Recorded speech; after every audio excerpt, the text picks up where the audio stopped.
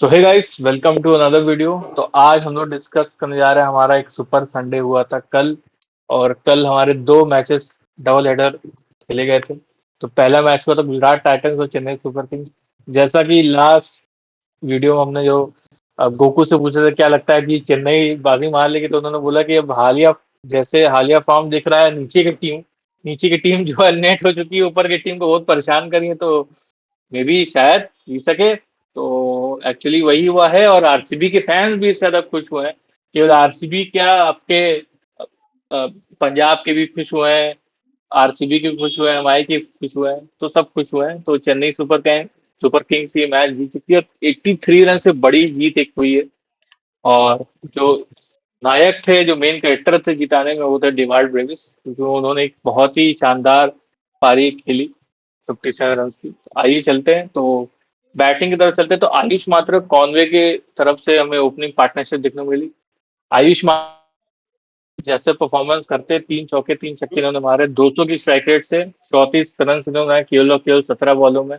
तो जो एक इनिंग स्टार्ट करने का काम करता है आयुष मात्र, जो हमें दिख रहा है जब से आयुष मात्र टीम में है, तो वो एग्जैक्टली वो काम करता है। हालांकि कुछ बड़े स्कोर में या फिर हाफ सेंचुरी तरफ वो स्कोर को नहीं ले पाए, बट नेक्स्ट सीजन हमें जरूर देखने को मिलेगा, क्योंकि ये बहुत बड़े प्लेयर हैं। कॉनवे नहीं चल रहे थे, थोड़ा उनको दिक्कत हो रहा था कोई मैचेस में नहीं। कॉनवे ने एक एंकर के ऐसे रोल प्ले किया ताकि आयुष मात्र जब खेले वो अपनी पावर हिटिंग कर पाए। और देन उर्विल पटेल, जो कि वो भी डोमेस्टिक में काफी अच्छा नाम है वाइड बॉल में उभरता हुआ, तो वो भी हिट कर पाए। कॉनवे वहां पे एंकर का रोल किए, बट लास्ट में जाते थे कॉनवे ने भी कुछ अच्छे हिट्स मारे और 52 रन की बहुत अच्छी पारी खेली। जो विंटेज डिवॉन कॉनवे जैसा खेलते थे सीएसए के लिए, वो हमें याद है। शिवम दुबे भी आज पीछे नहीं थे, बोले कि यार कुछ मैचेस से मैं स्कोर ऐसा नहीं कर पाऊंगा, बट इंटेंट उनका क्लियर था कि भाई तोड़ना है। तो भाई 8 बॉलों में 17 रन बनाए, 2 छक्के मारे, काफी बढ़िया। अब आते हैं हमारे मेन प्लेयर। अब डिवाल्ड ब्रेविस। अब बेबी भी आप उनको बोल रहे हो, वैसा काम ना करे तो यार चलेगा नहीं। बट वो बोल रहे हैं कि वो कोई बेबी भी नहीं है ना, उनको टैग चाहिए। वो है केवल डीबी डिवाल्ड ब्रेविस। 57 रन मारे उन्होंने भाई 23 बॉल में, 5 छक्के 4 चौके, 247 का स्ट्राइक रेट। क्या ही बोलना, वाह। तो अब वो, हालांकि वो आखिरी बॉल पे आउट हो गए उसकी, और धोनी थला हम लोग को नहीं देखने को मिले। और रविंद्र जडेजा वही काम कर रहे थे जो उनको ऊपर भेज के भी कर रहे थे, नीचे भेज के। तो इससे अच्छा वो नीचे ही आए ऊपर। आई थिंक आज की जो बैटिंग ऑर्डर थी, मुझे आज की बैटिंग ऑर्डर सबसे सही लगी, सबसे एक्यूरेट लगी। मैं भी शायद पहले ही फॉलो हो पाती तो और बढ़िया रहता। तो ज्यादा योगदान तो नहीं था। रविंद्र जडेजा एक एंकर की जैसे थे वहां पे, कई रन बनाया नॉट आउट रहे। और थला को नहीं पाया, मे बी लास्ट टाइम था ये थला खेल रहा हूँ, बट मुझे ऐसा नहीं लगता कि थला वापस आएंगे। और थला एक जो यंग आर्मी अपने क्रिएट कर ली है मिड सीजन में, तो उसको लेकर आएंगे। और ये भी सुनने में आया है कमेंट्री के दौरान पता चला कि सीएसके का नया बैटिंग कोच आएगा, और वो और कोई नहीं, उनके पुराने प्लेयर सुरेश रैना आएंगे। तो काफी बदलाव होने की गुंजाइश है सीएसके साइड से। बॉलिंग की तरफ चलते हैं। तो बॉलिंग तरफ से मेरे जो पिक ऑफ द बॉलर थे वो थे प्रसिद्ध कृष्णा। जो आप थोड़े रन भी इनके खाते में देख सकते हैं, जो 22 रन है वो भी लास्ट के ओवर में इनके ज्यादा है। वरना तो भाई बंदा इकोनॉमिकल भी था, बंदा विकेट भी लिया था। बाकी अरशद खान ना चले, सिराज से भी ना उतना हुआ, राशिद खान को एक विकेट मिला पर थोड़े महंगे साबित हुए।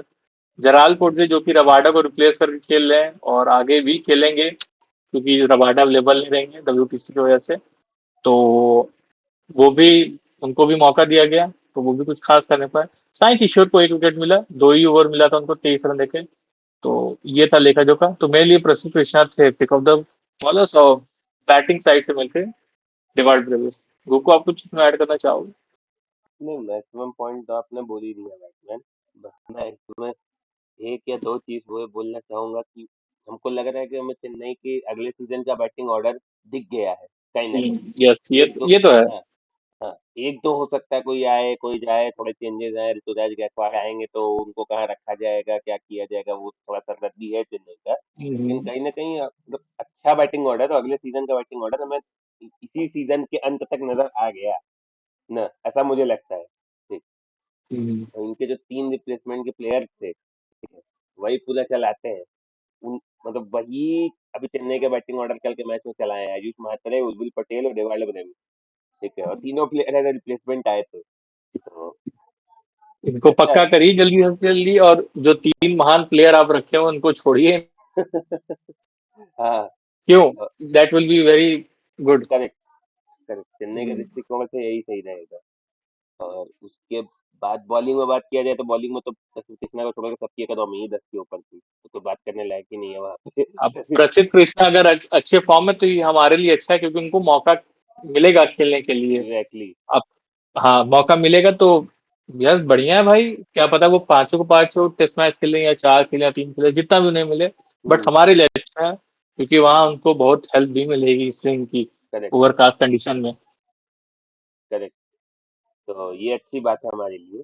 और हम उसी के साथ अब मुझे लगता है कि हमें सेकंड इनिंग्स के साथ चलना चाहिए गुजरात टाइटंस के। तो सेकंड इनिंग्स में मतलब मैं कहूँ जब 230 बन चुके हैं, 230 आपको चेस करना है तो।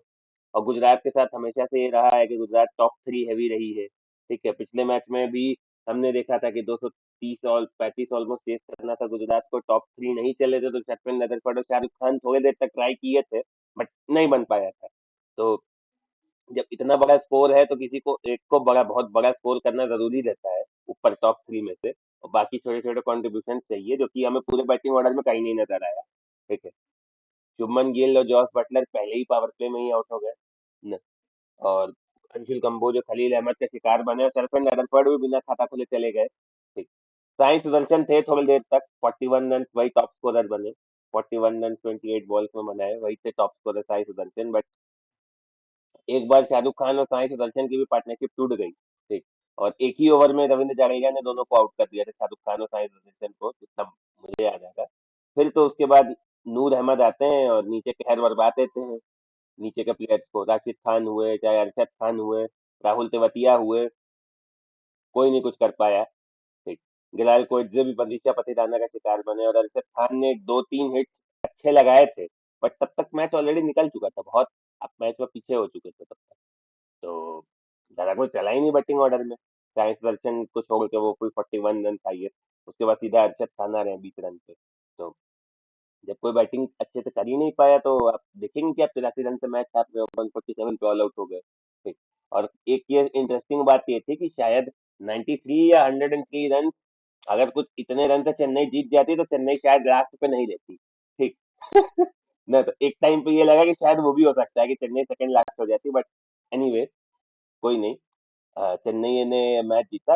अगर हम क्विकली एक बार हम बॉलिंग की बात कर लें तो रविंद्र जडेजा और खलील अहमद बहुत इकोनॉमिकल। जडेजा को 2 विकेट मिला, 3 ओवर 17 रन देके, खलील अहमद ने भी 27 रन दिए, 1 विकेट मिला उन्हें। Anshul Kamboj was pick of the bowler, मेरे हिसाब से दो पिक ऑफ द बॉलर थे, एक अंशुल कंबोज, एक नूर अहमद। ठीक, तो अंशुल कंबोज 2.3 ओवर में 13 रन देके 3 विकेट लिए, वही नूर अहमद ने 4 ओवर पूरे डाले, 21 रन देके 3 विकेट लिए। तो चार बॉलर रहते थे जिनकी इकोनॉमी 6 के नीचे की थी। ठीक, और शिवम दुबे 2 ओवर 33 रन, शिवम दुबे को बॉलिंग का मौका मिला तो काफी महंगे साबित हुए शिवम दुबे। और Matheesha Pathirana 3 over 29 run, 1 wicket, ठीक ठीक बॉलिंग की। और हुड्डा को एक ही ओवर मिला, 1 ओवर 15 रन। तो ओवरऑल बॉलिंग कंप्लीट परफॉर्मेंस सब चेन्नई के बॉलिंग यूनिट का, और इन्होंने पूरा जकड़ दिया। मैंने रन ही नहीं बनाने दिए गुजरात टाइटंस के बैट्समैन को, और गुजरात टाइटंस से जहां टॉप 3 आउट हुए वहां तो फिर इनका वैसे ही टाइम टाइप फिक्स हो गया था, इनके इतना बड़ा स्कोर चेस कर रहे थे। तो ये था मेरे हिसाब से सेकंड इनिंग्स का लेखा जोखा। बैट्समैन आप कुछ इसमें ऐड करना चाहेंगे? ये प्राइम एग्जांपल है जब आपका जीटी का टॉप ऑर्डर फेल होता है तो क्या हो सकता है। तो बाकी टीम को इससे सीख लेनी चाहिए और देखना चाहिए कि अगर प्लेऑफ में जीटी तो ऑब्वियसली रहेगी क्योंकि क्वालिफाई की है। At some of the stage तो रहेगी, चाहे जिस पोजीशन पर है। तो उनको देखना चाहिए कि कैसे उनको टॉप के हैंडल करना है, और प्लस जॉर्ज बटलर प्लेऑफ्स में नहीं रहेंगे तो उनके लिए भी एक एज है। तो आई थिंक सीएसके के रोड मैप को फॉलो करना चाहिए। सीएसके ने ऐसे यूज किया, और क्योंकि हुआ ये मैच अहमदाबाद में था, और अहमदाबाद में इंपॉर्टेंट मैचेस आपके होते ही हैं। हम्म। तो आप समझ रहे हैं क्या बोलना चाह रहा हूँ मैं। और गुजरात टाइटंस के साथ दिक्कत एक ये हो गई, मतलब ये मुझे लग रही है बहुत बड़ी दिक्कत कि एक तो जॉस बटलर नहीं रहेंगे प्लेऑफ के टाइम पे। ठीक है, गुजरात टाइटंस के साथ उसके बाद इनके पास मौका था टॉप पे फिनिश करने का। ठीक, ये आखिरी दोनों मैचेस हार गए अपने। इनकी बॉलिंग 230 रन के ऊपर खाई है आखिरी दोनों मैचेस में, 220-25 के ऊपर, 230 ऑलमोस्ट खाई है, और इनके टॉप 3 उस हिसाब से नहीं चल पाए।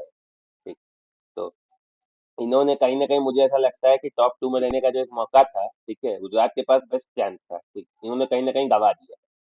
ठीक, क्योंकि ऐसा मुझे लगता है ना, क्योंकि बाकी टीमों का भी मैचेस है, और हो सकता है वो जीत के वो टॉप 2 में वो आ जाए, ये पीछे रह जाए, तो मेरे हिसाब से। तो बैट्समैन, आई थिंक इसी के साथ हमें वीडियो एंड करनी चाहिए।